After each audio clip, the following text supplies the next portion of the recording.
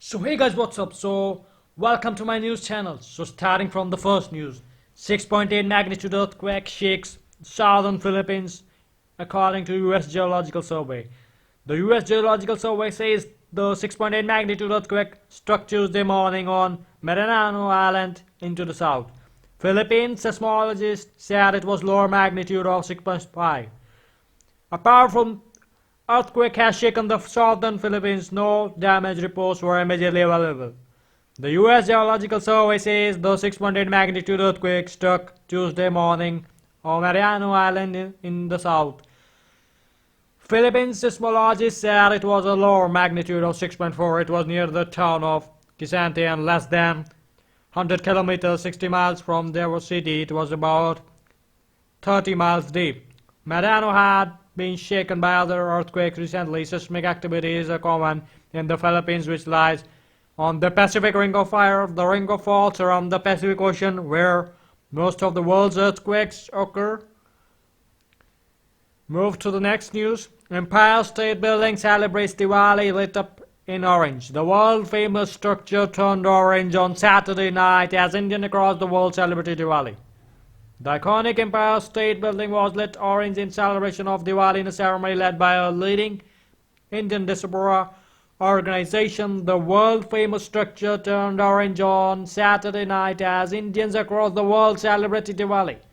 The Federation of Indian Associations, the largest non-profit umbrella organization in the tri-state area of New York, New Jersey, and Connecticut of the Indian community, lit up the monument in a special ceremony organized by the FIA in cooperation with the Empire State Realty Trust. The ceremony was attended by key members of the Indian diaspora. A special dance performance and culture show was also presented on the occasion. The special event was hosted and attended by FIA Chairman Ramesh Patel, President Alok Kumar, Trustee and Kurvadia, and past President Surajal Parekh, and singer-songwriter Arjun Kumaraswamy, who flipped the switch to turn on the orange lights on top of the entire state building. The lower lit up with millions of festive lights in orange, the color of the lamp, and cast a beautiful hue across the night sky of the New York City, spreading the message of the oneness in celebrating the victory of one good over evil, FIA said. Last year also the Empire State Building was also lit up to commemorate Diwali. The Empire State Realty Trust and the FIA have been illuminating the Empire State Building in August every year in the colors of the Indian tricolor, orange, white and green, for the past 2 decades to mark India's Independence Day. The FIA had previously said that such gesture that the ESRT helped in spreading the ancient Indian philosophy of Vasudeva Kutubam, the world is one family, and also democracy, great harmony in spirit and deeds between the people of the world, largest and oldest democracy. So move to the next news. Boris Johnson loses snap bid, formally accepts European Union January 31st Brexit deadline. The development came after the European Union earlier agreed to offer the UK a 3-month extension to the Brexit deadline until January 31st next year, which Johnson then formally accepted by informing the British Parliament. British Prime Minister Boris Johnson on Monday loses bid to push through a vote in favour of a December 12th snap general election after MPs voted against the motion. The development came after the European Union earlier agreed to offer the United Kingdom a 3-month extension to the Brexit deadline on January 31st next year, which Johnson then formally accepted by informing the British Parliament. It effectively means Johnson's do-or-die pledge to exit the European Union by October 31st is now dead.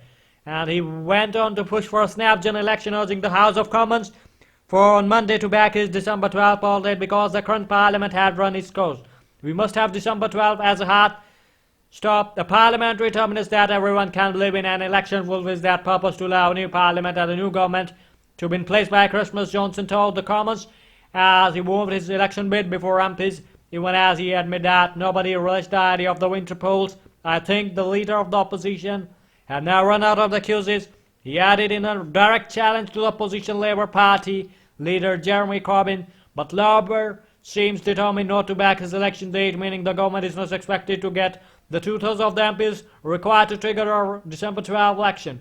Corbyn accused Johnson of wanting an election because he had chosen to fail, and he now seeks to blame Parliament. Every promise that Prime Minister makes he then abandons. He said he would take us out of the European Union by the 31st October, do or die. He spent £100 million on an advertising campaign to leave on the 31st October, but failed to deliver. Corbyn told MPs during Monday Common session ahead of a debate on the government election bid. Meanwhile, the European Union has responded to Johnson's letter addressed to European Council President Donald Tusk, formally agreeing to the Brexit extension until next year. Prime Minister Boris Johnson has now confirmed the UK's agreement to the Brexit extension in a letter to President Tusk.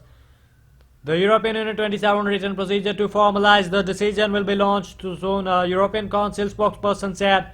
Earlier, Tusk had confirmed the decision of the 27 other members of the economic bloc on Twitter, saying a written confirmation process would follow in the coming days to set the new Brexit deadline as January 31st, 2020. The European Union 27 has agreed that it will accept the United Kingdom request for the flex extension until 31st January 2020. The decision is expected to be formalized through a written procedure, he said. In his letter to Tusk, Johnson reiterated his opposition to an extension terminating in an unwanted prolongation of the UK's membership of the European Union, and will now focus on pushing for a snap under the United Kingdom Fixed Term Parliaments Act. He will need two-thirds majority, 434 MPs, to get his wish for an early election. The way to get Brexit done is, I think, to be reasonable with Parliament and say if they generally want more time to study this excellent deal. They can have it, but they have to agree to a general election on 12th of December. Johnson had told the United Kingdom MPs last week it is a time, frankly, that the opposition somewhat up the nerve to submit themselves to the judgment of our collective boss, which is the people of the United Kingdom, he said. The Scottish National Party has said it will block the government election attempt along with the Liberal Democrats. The party is pushing for an election on 9th of December instead, providing the European Union grants a Brexit extension until January 31st, 2020. They want the early date for election because it would not leave enough time for Johnson's Brexit bill to become law before Parliament is dissolved, which must happen a minimum of 25 working days before an election under UK law. According to some Downing Street buzz, the government might table a second election bid later in the week in order to get its wish for a pre-Christmas election date that will find most support among the MPs. But meanwhile, Brexit aid from the European Union schedule for Thursday is now out of the picture. European Union ambassadors had already agreed in principle to delay Brexit beyond October 31st last week and were expected to make a decision on a new deadline this week, with an option for the United Kingdom to leave earlier if and when a deal is agreed in Parliament. A draft text of an agreement for them to sign off included multiple possible days for Brexit: November 30 and December 31st this year or January 31st next year. They seem to have gone for the 2020 option, but the mention of it being flex tension by Tusk indicates the possibility of an early exit if a new deal is ratified by the Commons earlier. Johnson was forced by law to send a letter to the European Union requesting a Brexit delay until end January 2020 as his new Brexit divorce, but failed to clear the summons hurdle earlier this month. He had rapidly instant the United Kingdom would leave the European Union on October 31st with or without a deal. No ifs or buts, however, the parliamentary arithmetic provided are surmountable in the end. So move to the next news. PM Modi and Saudi King to sign key agreements in meeting today. The agreements would include the one to set up a strategic partnership council and another to facilitate the entry of the Indian workers to the kingdom. India and Saudi Arabia are expected to sign several key agreements during the Prime Minister Narendra Modi meeting with King Salman bin as well as also. India and Saudi Arabia are expected to sign several key agreements during the Prime Minister Narendra Modi meeting with King Salman bin Abdulaziz Al Saud today, including one to set up a strategic partnership council and another to facilitate the entry of the Indian workers to the kingdom. Modi held meetings on Tuesday morning with the Prince Abdulaziz bin Salman Al Saud, the Energy Minister Prince Faisal bin Farhan Al Saud, the Foreign Minister Ahmad bin Sulaiman Al Rashid, the Labour Minister, and the Abdul Rahman bin Abdul Mohsen Al Fadli, the Environment Minister.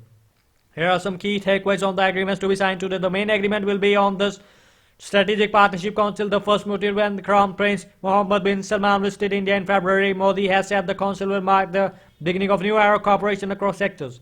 The council, which will be chaired by the Indian Prime Minister and the Saudi Crown Prince, will facilitate the monitoring of the progress in the strategic partnership and project taken up by the two sides. The body will comprise two mechanisms, one under the foreign ministers to oversee political and diplomatic relations, and the second under the commerce ministers to guide commercial energy ties. Both mechanisms will report to the Prime Minister and the Crown Prince. Another agreement will be the integration of the India's immigrant and the Southeast portals, which Modi said that will facilitate the process of the migration of the Indian labor into the kingdom. Saudi Arabia is currently home to the 2.6 million Indians whose annual remittances amount to about $11 billion. Yet another agreement between the Middle East of Indian Oil Corp and the Saudi Arabia's Algeria Group will focus on the collaboration in the downstream sector, including setting up petrol stations in the kingdom. There will be also agreements for the launch of the India's Rupee card in the Saudi Arabia, which will facilitate payments and remittances by the large Indian diaspora. And on training diplomats in the academy,